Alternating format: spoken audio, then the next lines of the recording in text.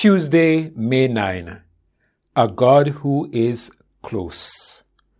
The God of creation who brought the sun, moon, and stars into existence, whose awesome power created this planet and filled it with living things, is also a God who is interested in each one of us. He is the God who delivered his people from Egyptian bondage, who guided them in their wilderness wanderings, who rained manna out of heaven, who caused the walls of Jericho to collapse, and who defeated Israel's enemies. The same God who unleashed his infinite power to create the universe unleashes that infinite power to defeat the forces of evil that wage the battles for our souls. Read 2 Corinthians 5:17. Therefore, if any man be in Christ, he is a new creature. All things are passed away. Behold, all things are become new. Psalm 139, verses 15 to 18. My substance was not hid from thee, when I was made in secret, and curiously wrought in the lowest parts of the earth. Thine eyes did see my substance, yet being unperfect, and in thy book all my members were written, which in continuance were fashioned, when as yet there was none of them. How precious also are thy thoughts unto me, O God! How great is the sum of them! If I should count them, they are more number than the sand.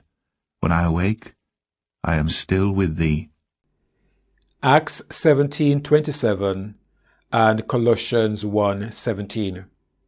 That they should seek the Lord, if haply they might feel after him and find him, though he be not far from every one of us. And he is before all things, and by him all things consist. What do these verses teach us about the closeness of God?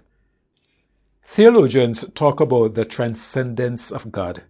This is the idea that God exists above and over all of the creation. But they also talk about the immanence of God.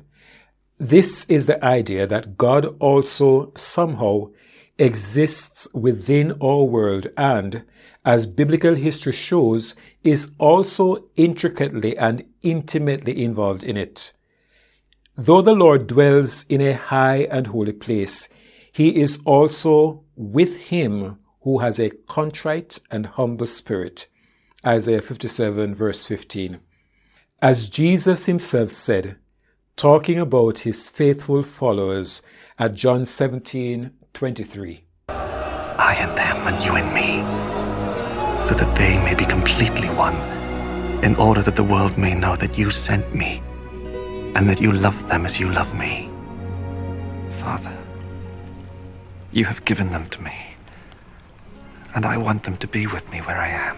It doesn't get more intimate and closer than that. The great news about our God is that his greatness and power are so vast that it reaches across the cosmos and into each of our lives. He promises to remake us, mold us, transform us into the likeness of his image. Think about what that means. The God who created and who sustains billions of galaxies is the same God, not only in whom we live and move and have our being, Acts 17:28, but also works in our hearts to give us new hearts, to purge us of sin, to make us into new creatures in Christ. What a powerful, comforting thought to realize our God, a God of such power, loves and cares for us. How can we learn to draw hope and comfort from understanding the immanence of God? Or does it scare you because God knows your darkest secrets? How should the gospel give you peace in that context?